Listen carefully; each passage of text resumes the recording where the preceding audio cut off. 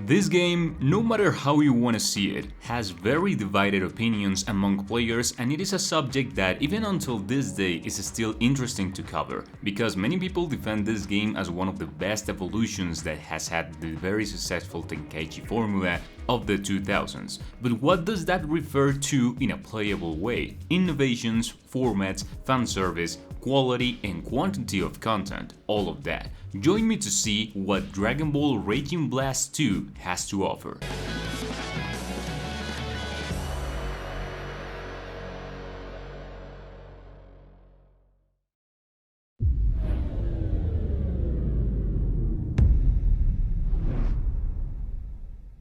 To get started, the great and in fact the only failure that I see is really relevant to this game is the reason why on this occasion I will start talking about its gameplay, going directly to the point, but you will understand why later.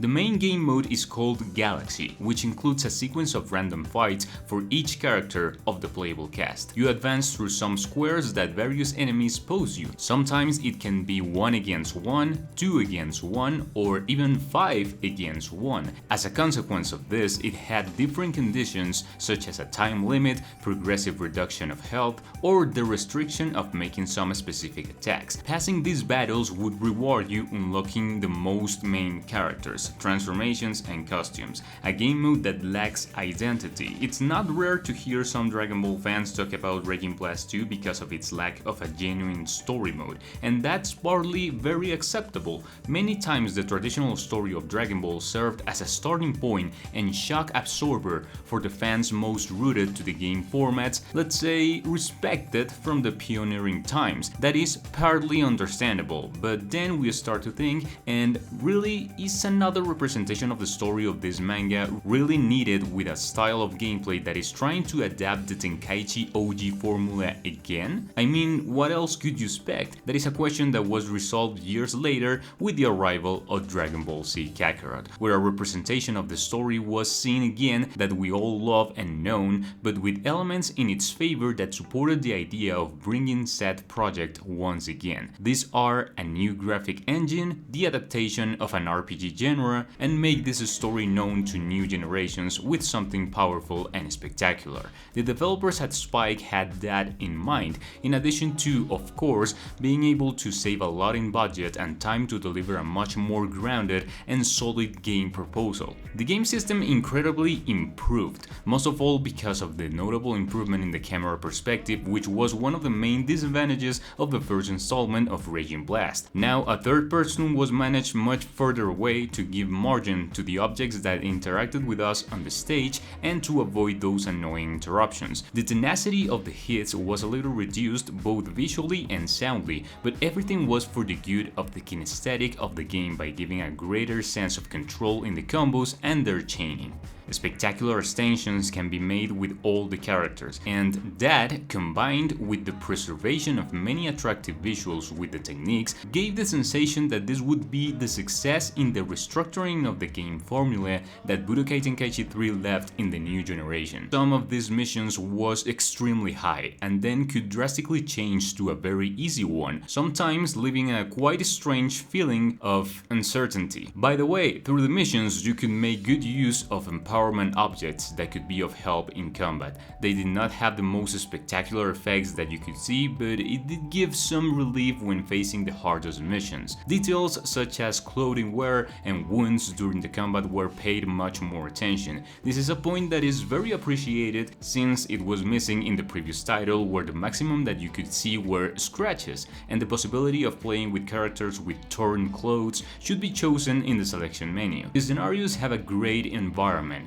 making the places where the characters are fighting feel more and more alive. In addition, the color palette feels much more alive. The tones stand out everywhere, and it is something that even does honor to the drawing style that Akira Toriyama embodied in his work.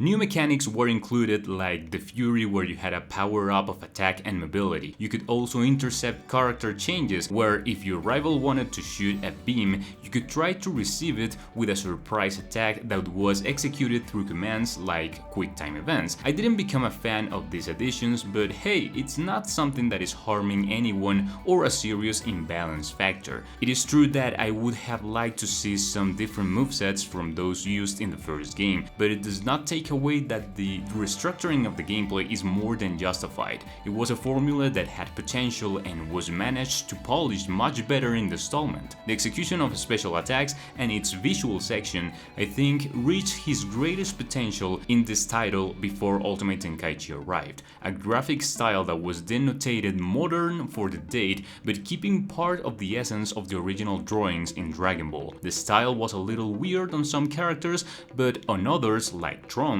for example, it looked absolutely phenomenal. I was also given a very pleasant surprise by the soundtrack, being able to place the songs in the middle of the fight without it feeling out of place. Further, it contributed a lot to the dynamism of the fights, as if you were the one who controlled the characters that are part of an opening.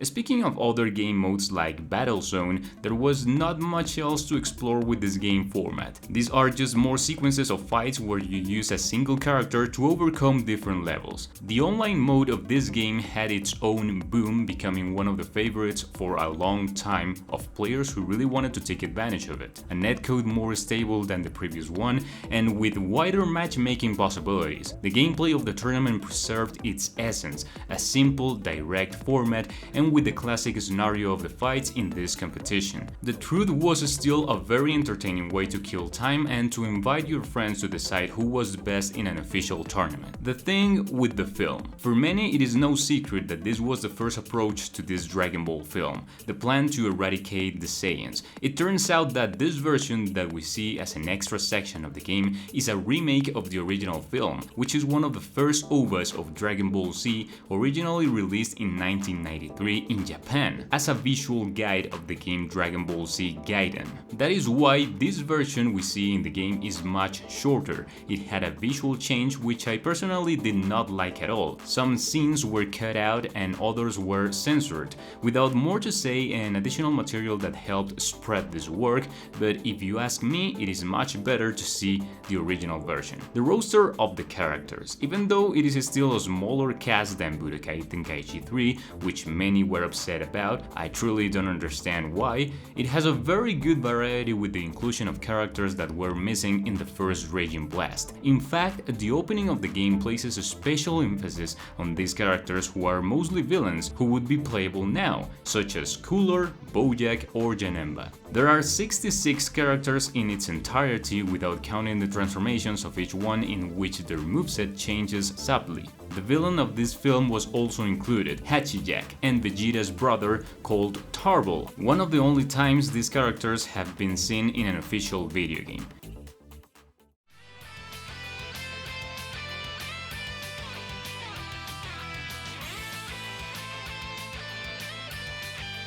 In conclusion, Raging Blast 2 knew how to take advantage of many things from the Budokai Tenkaichi game formula. It felt many conformed, and sincerely it gave me an unexpected closure to what would be what I remember as the Spike era. Starting with Ultimate Tenkaichi, things began to take a way around, which by the way you can watch my review of that game by clicking here on the label. But in the future, I could not see how the Dragon Ball games could continue bringing something new without hanging so desperately, trusting in the formula of previous success.